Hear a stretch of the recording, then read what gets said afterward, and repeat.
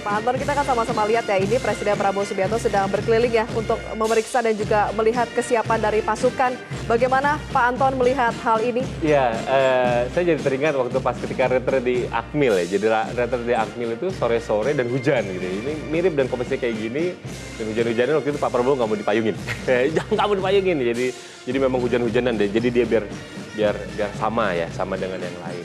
Jadi dan kalau misalnya penjual pasukan ini memang adalah bagian dari acara ketika misalnya TNI dalam melakukan kegiatan selalu akan ada peninjauan kesiapan pasukan. Jadi ini berkeliling dan kalau dengan banyaknya pasukan yang terlibat di sini yang ikut upacara tentu saja tidak memungkinkan untuk jalan kaki. Jadi pasti membutuhkan kendaraan. Iya ya, tapi ini juga menjadi tradisi dan juga mungkin salah satu identik dengan Presiden Prabowo ya, seperti yang saat itu di Akmil, itu begitu megah, begitu mewah ketika hujan, lalu langit gelap, disorot lampu, bagaimana dengan gagahnya? Dengan gagahnya. Tidak sama sekali menolak ya dipayungi ya? Tidak, dia belum menolak dipayungi gitu. Jadi ya dia pengen nunjukin bahwa ya sama gitu dengan yang lain, sama-sama basah-basah gitu, sama-sama panas-panasan. Oke, Pak Anton, selain memang hari ini akan ada pelantikan dari Wakil Panglima TNI, kita juga tadi mendengarkan ya laporan dari Syekha juga akan ada pemberian gelar Jenderal Kehormatan untuk sejumlah pihak. Ini bagaimana Pak Anton melihat satu persatu untuk pihak yang akhirnya ditunjuk? Ini jelas yang dapat bintang 4 kan ada 3 orang ya. Ada 3 orang, kalau tadi itu ada satu Syafri adalah Syamsuddin, Pak Syamsuddin, Menteri Pertahanan. Lalu Pak Herindra, Kepala BIN, dan satu lagi adalah Ex-Danjen Kopassus. Ex-Danjen Kopassus, dia mantan pas pampresnya dan pas pampresnya Pak SBY, Agus Sutomo, gitu ya.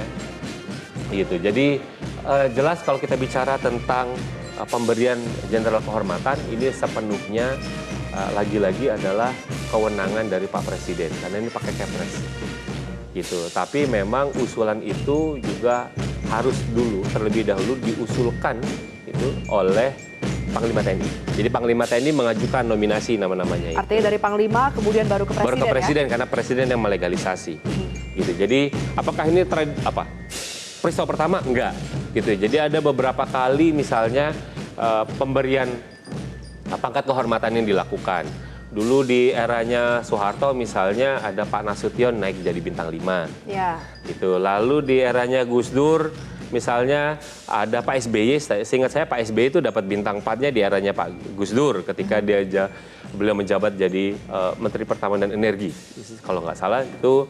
Gitu. Jadi lalu di eranya Bu Mega ada waktu itu Pak Hendro Priyono, ada lalu Pak Hari Sabarno yang dua-duanya juga jadi menteri gitu, di era itu juga dapat bintang 4 gitu ya, karena dia cuma bisa naiknya sekali nih, sekali.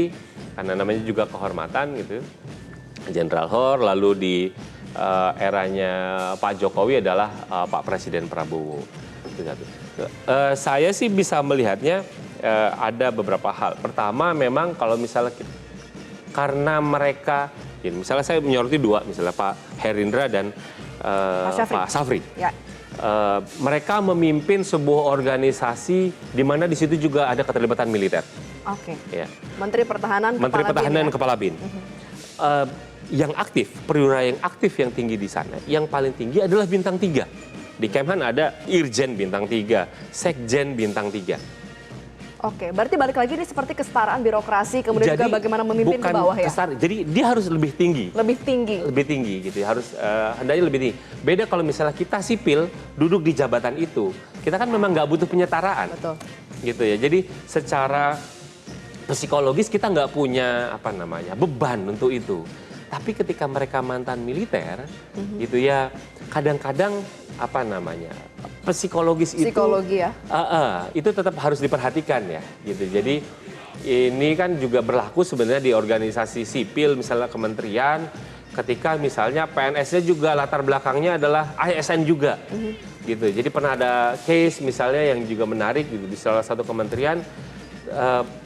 Dia yang mestinya sudah pucuk gitu, levelnya adalah 4E, tapi Pak Menteri ini jalur politik tapi dia ASN karena dia dosen, dia itu pangkatnya itu masih di levelnya golongan 3, belum nyampe golongan 4. Nah ini kan juga sedikit banyak rumit ya. Betul. Ini memang jabatan politik, ditunjuk oleh Presiden. Tapi ketika kita bicara tentang birokrasi itu memang ada cerita yang lain. Jadi saya bisa mencoba memahami ketika di BIN juga demikian. dia bintang 3, sestamanya bintang 3. Ini ada yang baru tunjukkan tuh sestamanya bintang 3. Itu mantan Pangdam Jaya itu baru naik bintang 3. Nah, Pak Herindra juga bintang 3 walaupun. Jadi dan Pak Presiden memang dia punya lagi-lagi prerogatif untuk memberikan atau tidak memberikan, karena itu memang kan butuh telaah lebih lanjut. Ya. Jadi tidak bisa sebebas mungkin, oh saya mau kasih siapapun, nggak bisa. Gitu. Dan jenderal kehormatan kan naiknya cuma sekali, nggak bisa naik hor terus baik. gitu ya. Gitu. Jadi sejauh ini sih naiknya cuma sekali gitu. Jadi namanya kehormatan tentu dia pasti ada pertimbangan khusus. Intinya adalah ini balik lagi juga prerogatif presiden tapi usulan dari Panglima Usulan TNI dari ya. Panglima TNI. Baik. Jadi dan itu kalau misalnya selalu ada dinamika dalam pembahasannya. Kenapa orang A, apa alasannya? Jadi dia memang punya beberapa alasan pertimbangan kenapa kemudian ini bisa didorong untuk ke presiden. Baik, Pak Anton, kita akan sama-sama kembali saksikan ya rangkaian dari upacara gelar pasukan dan juga kehormatan militer.